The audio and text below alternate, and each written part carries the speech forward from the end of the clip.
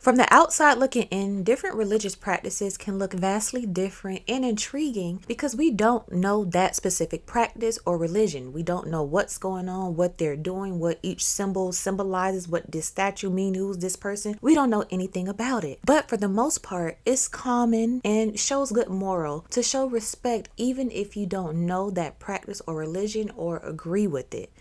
But it's rare to see a religion being practiced in a ceremony and feel the urge to call the cops. What was so concerning? What just led you to be like, you know what, I can't take it, even though you're not participating in the ceremony? Well, today we are going to talk about how a married couple was arrested after attending a Santeria ceremony.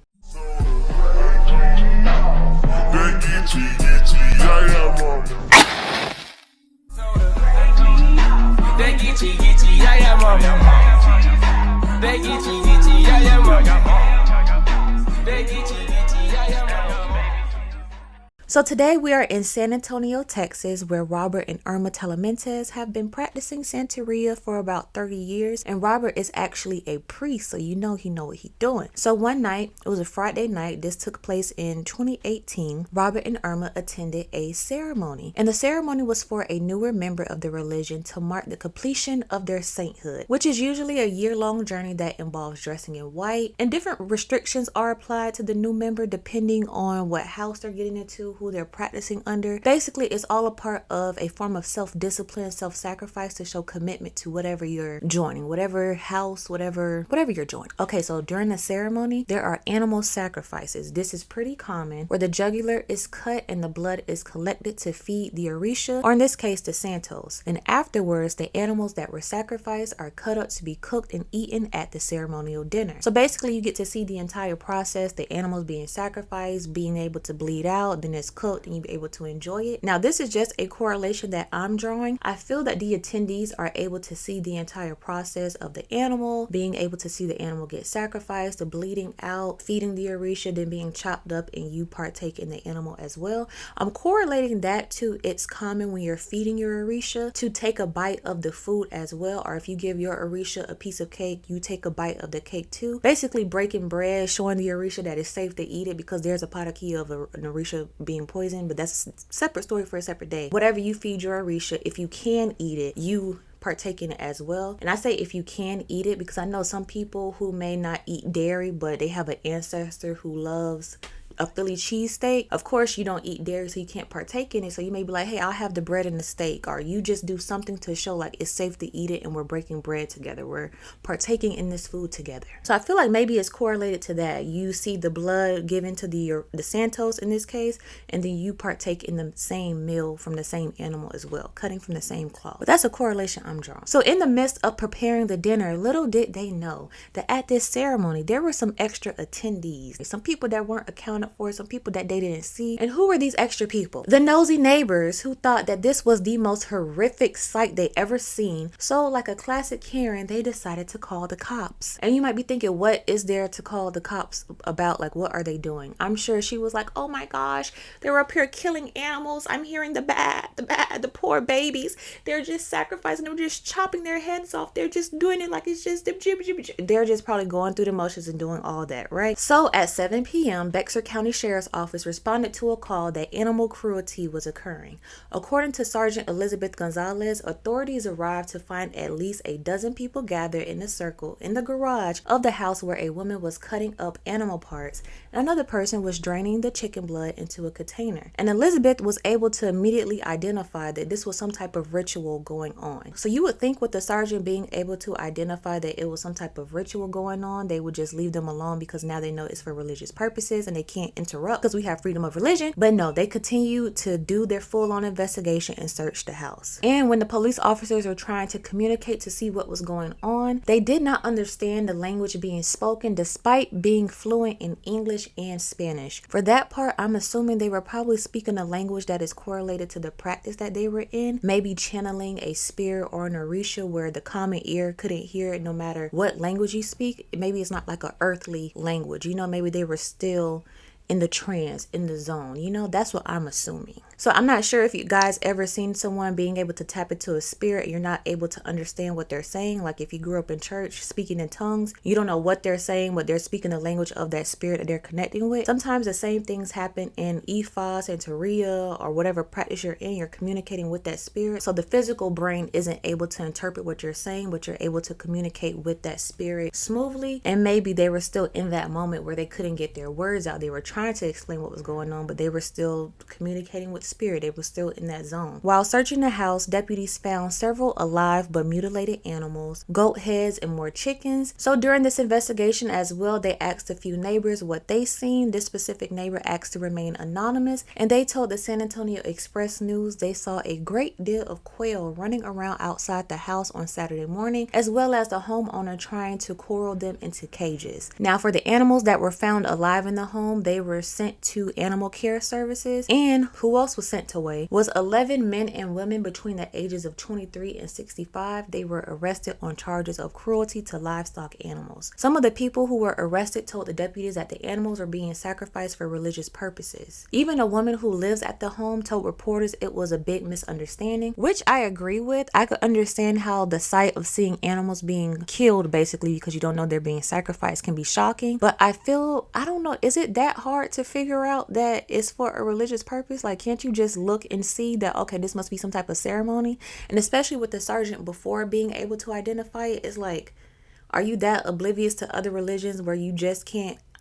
I don't know. But one thing I do like about this story is that Robert, the priest, he was standing 10 toes down in his practices. And I'll insert the news interview as well, just so you can see how nonchalant he is about it. And I love how his wife was backing him up after everything he said, like, and is, and will, exactly. I like how they weren't shook or scared by it, because sometimes when you're put in a position where you're being judged by outside people on your religious or spiritual practices, you may tend to like close yourself off or try to keep it to yourself or hide it more. But they were like, and we're gonna do it again. Robert and Irma Telemontes have both practiced Santeria for nearly 3 decades.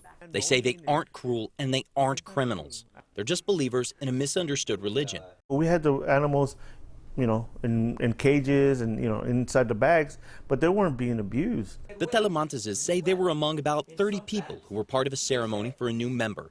That involved blood sacrifices to santos, or saints, represented by rocks kept in containers.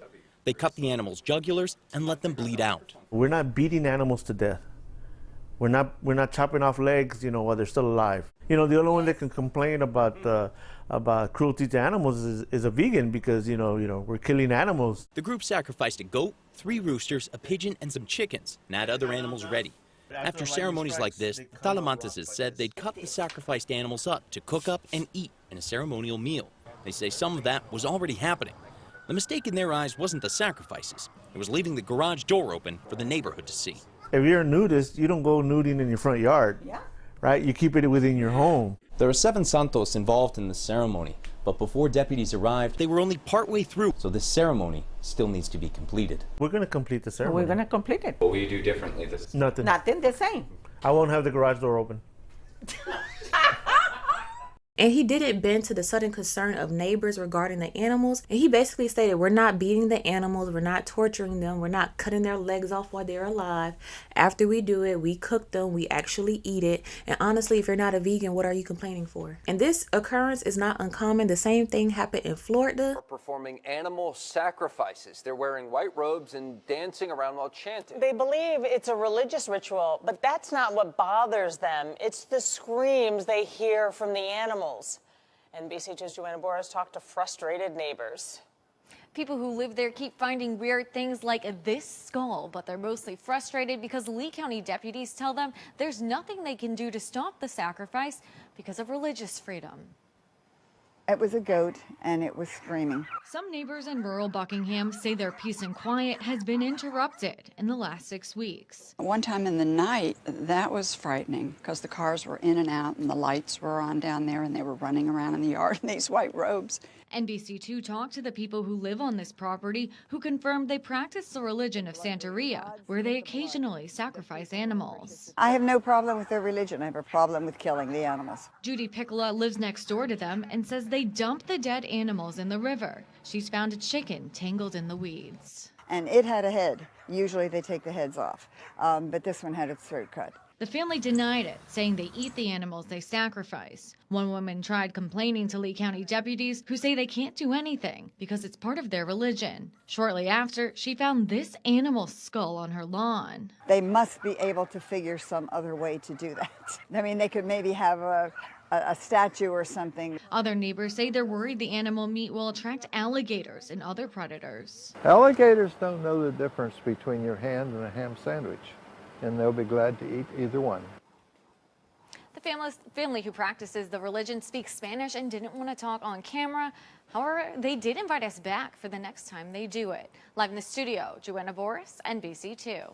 Where people see these animals being sacrificed and feel the need to step in, or they just come up with these exaggerated reasons as to why they need to stop doing it just because it makes them feel uncomfortable. And I understand majority of people are nosy by nature, but I feel like it's imperative that we educate ourselves on different practices and religions, even if we're not diving deep to understand the full concept. But being able to simply look and identify, okay, so I'm not sure what this is, but I'm sure it's a part of their religion and practice. I don't know what's going on, so let me not. Before I was even deep into this spiritual realm, if I were to see that going on, I would automatically know, like, okay, so this is some type of ceremony. You know what I mean? Like, I can at least do that. Now, for me, do I participate in animal sacrifices? I don't do it myself, not because I don't believe in it or I'm against it. I'm just scary. Like, I'm scared of bugs. I'm scared of lizards.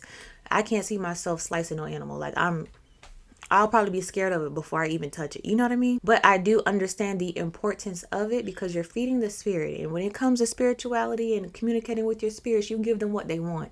If they want a cake, you give them a cake. If they want some goat blood, a goat head, you're going to give them that goat blood. You're going to give them that goat head. But you guys let me know down below, was there ever a time where you were judged by outside people for your spiritual practices? This is actually going to be the next topic in my Patreon garden gathering that we have about isolation when it comes to spirituality, how once you're into it and you're representing, you sometimes lose friends, family members, people judge you. Has there ever been an experience that you had where someone has judged you for your practices or your beliefs? Share them down below. And if you got something real juicy, email me, BlaqueWitchYaya@BlaqueWitchYaya.com, and we may share the story on this channel. But thank you guys so much for tuning into this video. And like I always say, as above, so below, as within, so without, as the universe, so the soul. Until next time, you guys, Ashe, baby.